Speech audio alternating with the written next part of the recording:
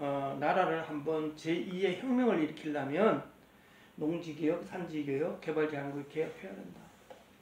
이거 해야 돼요. 이거 해야 되고 두 번째는 내가 세종시가 여기가 이제 행정수도가 앞으로 될 거지만 여기가 진짜 행정수도를 만들려 그러면 이만한 면적의 경제도시를 또 만들어야 돼.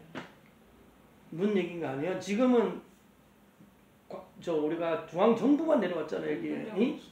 예. 그러면 기업이 내려올 수 있는 도시 하나가 또 만들어져야 돼. 이게 기업이 없으면 성장을 못해.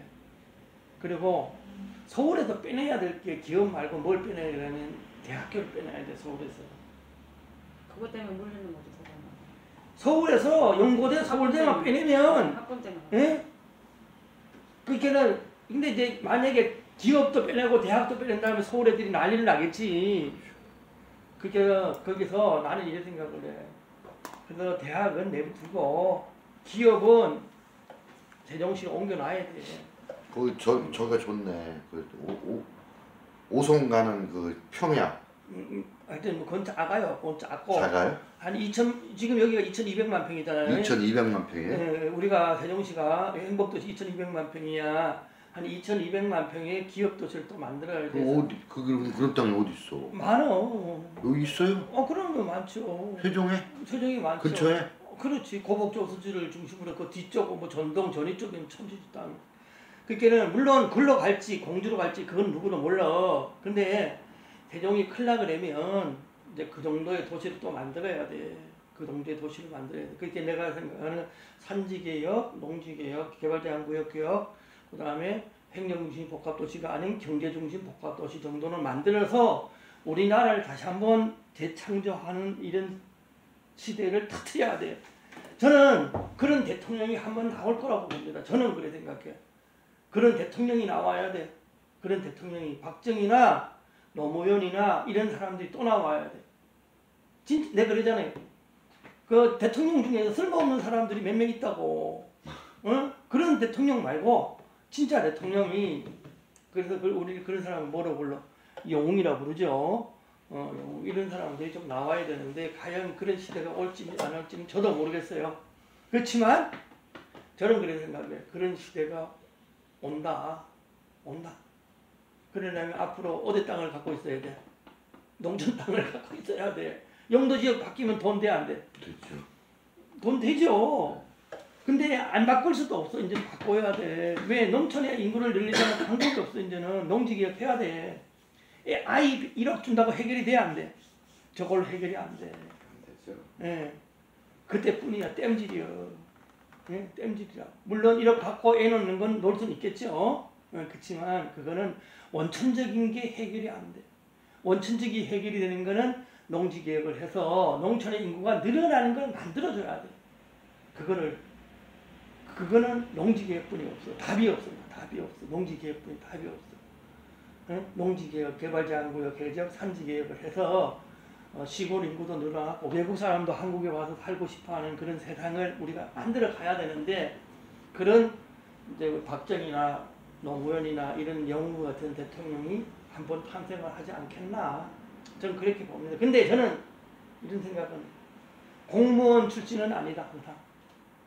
내가 지금까지 살아보니까 공무원 출신들은 깊이가 넓어 짧아. 생각이 넓지를 못해. 생각이 못 넓어. 항상 그랬어. 박정희가 군인 출신이어서 아마 조금 이렇게 생각이 좀 이렇게 넓었을 수도 있어요. 근데 물론 노무현이는 고등학교 출신이잖아. 그러니까 조금 뭔가 좀 달라야 돼. 학교 다닐 때 공부만 열심히 한다고 해서 대통령 시켜놨더니 이게 문제가 있더라는 얘기야. 생각이 안 넓어, 생각이. 응? 그래서 우리가 대통령이 되려 그러면 뭔가 조금 사고방식이 달라야 된다. 응? 무에서 유를 창조할 수 있는 그런 사람들, 그런 사람들이 있어야 되지 않겠나. 그런 생각을 합니다. 그래서 오늘은 아까 맨 처음에 뭐 하면 안 된다 그랬죠? 오르막 있으면 내리막 있다는 생각하고 부동산이 오르고 내리는 주기를 알아야 한다. 네. 살 땅과 사지 말아야 할 땅을 구분할 줄 알아라. 네. 그래서 구도심을 절대 하지 마라. 예. 뭐 이런 거 상가 사지 마라. 상가 사면 절대 안 된다. 섬 사지 마라. 예, 섬 사면 절대 안 된다. 개발제한구역 사지 말고 개발제한구역 보존산지 농림지역 사지 마라. 보존산지. 근데 이런 땅은 내가 해제될 수 있는 능력을 키운다면 살 수 있다. 그렇죠. 그렇죠. 그리고 우리나라가 앞으로 갈 길은 농지개혁, 산지개혁, 개발제한구역 개혁이다. 이런 얘기를 했죠, 제가 오늘. 네, 물론 이제 뭐 제 말이 다 틀릴 수도 있고 맞을 수도 있어요. 틀릴 수도 있고 맞을 수도 있지만 저는 그렇게 생각을 해요. 이 말이 그래도 우리가 가야 할 길이 아닐까 하는 생각을 합니다. 자, 오늘 여기까지 하죠. 네, 여기까지 하죠. 지난 시간에 개발제한구역이 전체 2만 평이라고 했는데. 세종시 금남면의 개발제한구역 면적은 한 2천만 평 정도. 2천만 평. 2천만 평 정도 됩니다. 세종 행복도시가 2,200만 평이래. 행복도시는 2,200만 평. 200만 평이고. 예, 개발제한구역은 한 2천만 평. 거기서 600만 평만 쓰고 있다겠나요? 60만 평. 아니야. 이제 우리가 개발제한구역을 해제할 수 있는 총량제가 있어. 총량제. 네, 총량제. 한 60만 평밖에 안 돼. 근데 그건 의미가 없어. 그거를 총량제라는 거는 광역도시계획에서 정해져 있어요. 광역도시계획에 정해져 있는데 우리 법이 바뀌었어요. 그래서 총량제 이외로 지자체가 할 수 있는 범위에서 쓸 수 있는 이제 개발제한구 해제할 수 있는 법이 바뀌었죠. 이번에 총량제는 60제곱킬로미터는 안 되지만 실제로 더 쓸 수 있는 이제 그 법률이 이번에 이제 좀 수정이 돼서 20만 제곱미터 이상으로 만약에 신도시를 개발한다, 산업단지를 개발한다, 뭐 물류단지를 개발한다 이러면 세종시 금남면에 있는 지역을 수용을 해서 개발도 할 수 있는 그런 걸 길을 터놨어요 지금은. 근데 길을 터놓으면 뭐합니까? 법을 바꿔놨어. 그러면 지자체가 해야 되는 거죠. 할 능력이 없어. 아니 뭐 여기 뭐 여기 시에 있는 뭐 높은 분들이 그 능력이 안 되는데 되겠어요 현실적으로. 어려운 얘기죠. 현실적으로 어려운 얘기입니다. 뭐 지자체가 못 사는 이유가 다 그런 얘기예요. 근데 지자체에서 이게 만 가지고는 해결할 수는 없을 것 같지 않아요? 물론 지자체가 여기서 이제 내가 세종시가 뭐 한 100만 평의 산업단지를 만들겠다, 신도시 만들 계획을 세워요. 그 세워서 국토부에 이제 승인을 올리면 국토부에서 오케이 하면 하는 거예요. 근데 국토부에서 봤을 적에 이 계획 자체가 엉터리다. 이렇게 볼 수도 있잖아요. 그러면 그쪽에서 노할 수도 있죠. 해제 안 해줄 수도 있죠.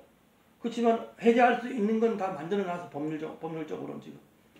그쪽에서 봤을 적에 해제할 명분이 있다. 그럼 해주는 거죠. 그쪽에서. 그러면 뭐 수용해서 할 수도 있죠. 그 안에 수용지역 안에 내가 주택을 갖고 있다. 이게 주권이 나올 수도 있죠. 그럴 수도 있는 거니까. 그래서 우리 개발제한구역도 앞으로 조금 다른 용도로 좀 쓸 수 있는 시대가 오지 않을까 그 생각은 해요. 근데 일단은 어떻게 됐든 간에 개발제한구역에 있는 지자체의 광역단체라든가 이 단체장들이 뭐가 있어야 돼? 미래를 보는 해안이 있어. 네, 그죠. 그게 없는 이상은 아무리 국가가 좋은 시스템을 갖다 줘도 맨날 그 모양 그 꼴이죠 뭐. 그러니까 지자체장들이 미래를 보지 않고 자기 임기 동안에 인기 끌 거 그것만 생각하더라고요. 그렇죠. 그러니까 그러니까 문제가 있는 거예요. 그러니까 지자체가 성장이 안 되는 거죠. 임기 동안에. 근데 이제 좀 이렇게 지자체장이 아니고 상대당에 있는 사람들도 똑똑한 사람이 있으면 되는데 그게 현실적으로 없다는 게 답답한 노릇이잖아요. 정치인들은 어쩔 수 없어요. 선수직은 그때만 생각하기 때문에. 아니 그러니까 차기를 생각 안 할 수 없잖아. 그러니까 또 뽑혀야 되잖아. 발전이 안 되니까. 아이고 고생했습니다. 아이고 네. 고생했습니다.